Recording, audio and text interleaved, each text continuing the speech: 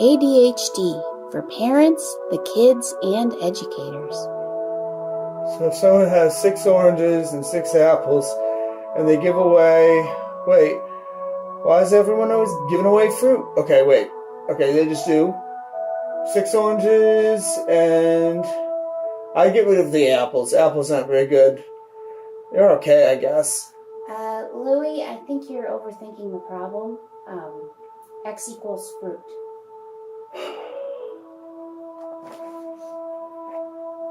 Hi, I'm Clown John. That's me and my brother Louie when we were in 5th grade. We both have ADHD, but we were adopted and grew up with different philosophies on taking medication. Louie was unmedicated, and his parents didn't believe in Ritalin or Adderall.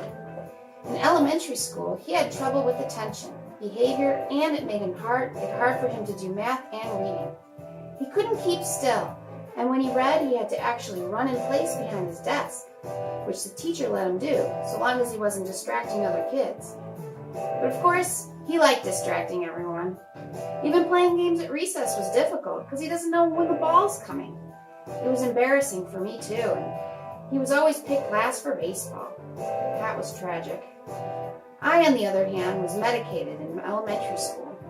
Before Ritalin, I was reading too fast and getting lost a lot. During special ed assessments, I would read about 58 words per minute, but it was too many words, too fast, and like almost half the words were wrong. After a few weeks, I slowed down a bit, but I was depressed and I cried a lot because of the side effects, and I had to adjust my meds.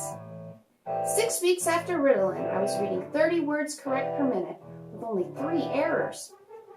By the end of the year, I could read 48 words per minute with only 4 errors. Sounds like a bunch of numbers, doesn't it?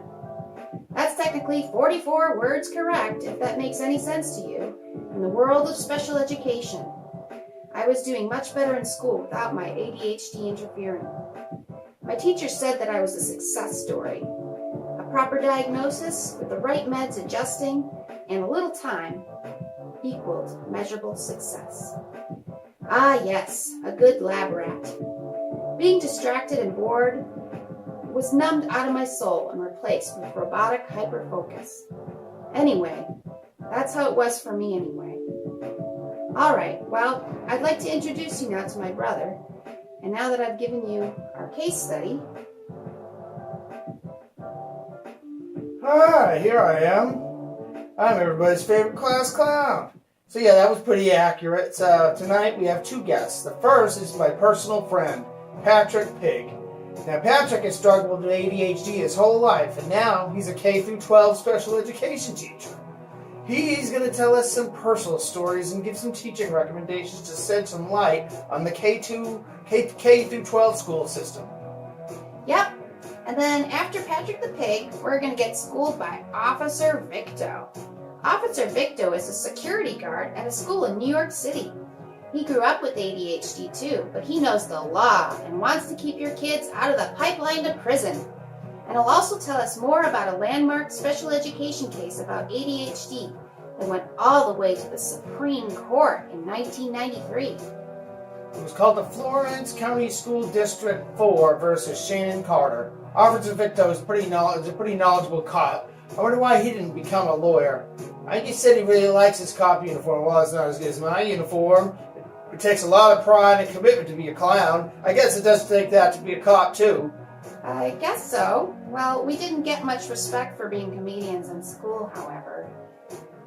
But anyway... Okay, so there's a ton of symptoms to describe ADHD. And if you want to Google Beyond Stereotypes, you definitely should. And check out CHADD. It's the National Resource on ADHD. It's a non-profit, and anyone can become a member. With CHAD, you can communicate with other families and take an online class to get certified as an ADHD expert. You can get your kid involved if they're struggling. And remember, do not blame the kid. They have a disorder. Well, let's hope your child has been properly diagnosed. Teachers, you must remember to do child find. When a child is suspected of having a learning disability, you need to get them evaluated immediately. It doesn't matter if you believe in ADHD. That's not your call. That's the job of psychological evaluators at your school. General ed and special ed teachers must take academic and behavioral data to support and motivate their students.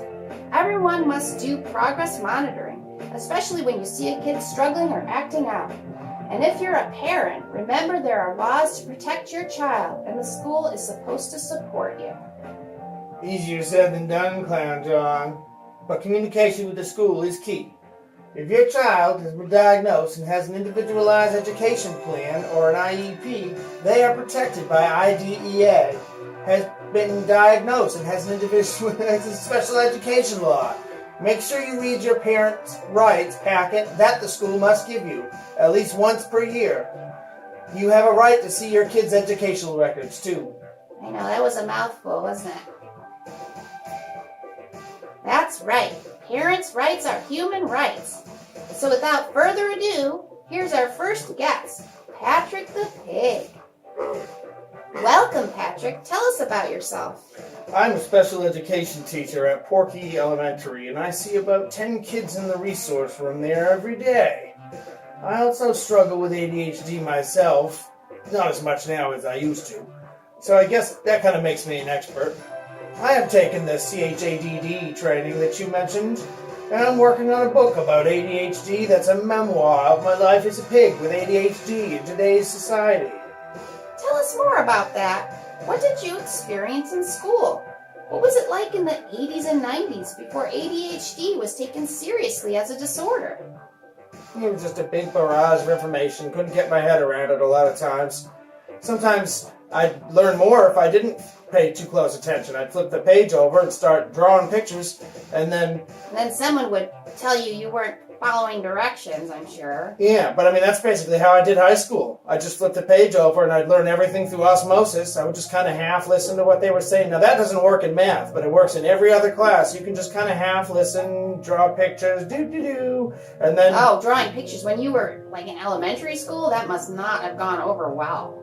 No, but the art teachers always liked me pretty good. Some of the teachers understood that I was good at, that it was good that I was good at drawing, you know? We even had, one of my teachers had a birthday party for one of my cartoon characters, March 20th. His name was Fifi the Cat. Yeah, I wonder if we could do that today in today's testing climate. Sounds really rough. Yeah. Well, thanks for sharing about your personal journey. What do you recommend to teachers who are dealing with kids who have ADHD?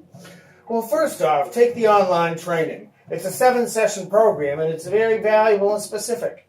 For instance, Session 1 is called Understanding ADHD and is a general overview. Session 6 covers Education, Equity, and Law. The training will tell you how to be organized and help kids who have it to stay focused and to take care of themselves. After all, they have to deal with a disorder their whole lives. You will learn to understand the law and how to be good about school policies. Ultimately, you will explore model programs to build effective schools. You will learn to transform your classroom for individualized instruction in a way that is not disruptive to the rest of the class. Well, that's great that there's a training that can lay it all out for us. It's all about helping every student and not just punishing kids for so-called bad behavior. Yes, effective teaching has to do with classroom management and setting goals and a reward system conducive to helping a child with ADHD. Yes, okay. Well, we have another guest. Thank you so much, Patrick, for coming. We really appreciate your insight. Yeah, thanks for having me. Do I get paid? Pay me in food, I guess. Not bacon, though. No bacon and no... Well, maybe. Maybe if we talk after the video. Okay, up next is Officer Victo to tell us more about special education law. All right, I'm going to go to Halal Brothers. I'll talk to you later. All right, see you later.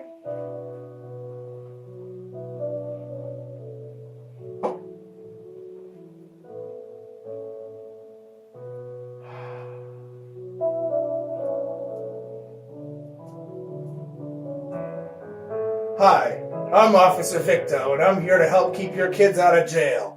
The main thing is to make sure they behave enough to be able to learn in the actual classroom. You don't want them sitting out in the hall or trying to catch up in detention. So let me mention the federal laws affecting children with ADD, or ADHD. Same thing, kind of. Both the Individuals with Disabilities Education Act, better known as IDEA, and Section 504 of the Rehabilitation Act of 1973 are what provide coverage for children with ADHD. When the disability affects academics, eligibility for special education may be approached through IDEA. Google that and dig deep. When the disability does not affect educational performance but does substantially limit one or more major life activities, eligibility will often be approached through Section 504 only. In that case, there's no special funding, but at least your kid won't be discriminated against. That sounds complicated, Officer Victo. To simplify, there's just 2 laws, right? Can you break it down a bit? What parents basically need to figure out is which law applies to their situation.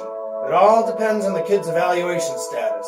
If the kid's been diagnosed with ADHD, he may fall under the protection of IDEA and may be in the OHI category. Now, OHI is just the acronym for other health impairments, okay? If all requirements are met, the child could get an individualized education plan, IEP. If not, they can get help under Section 504, but that's not as detailed as it would be if they had the IEP. There's a lot of acronyms, as you can tell.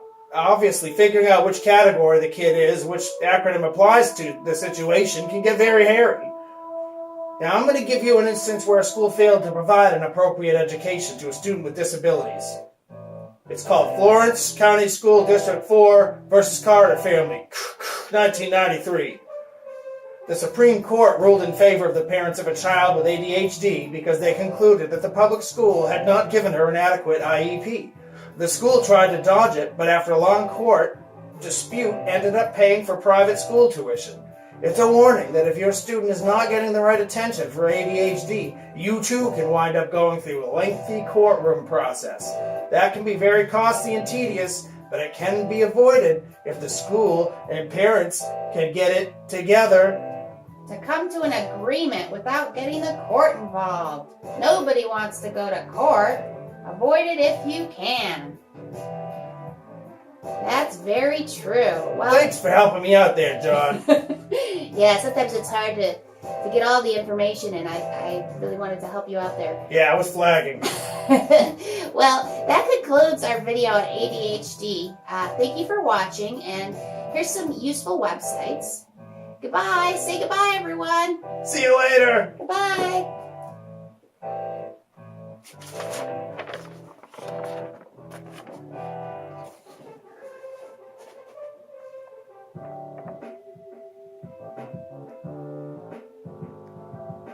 The first one is CHAD, Educator's Manual on ADHD. That'll give you a lot of information.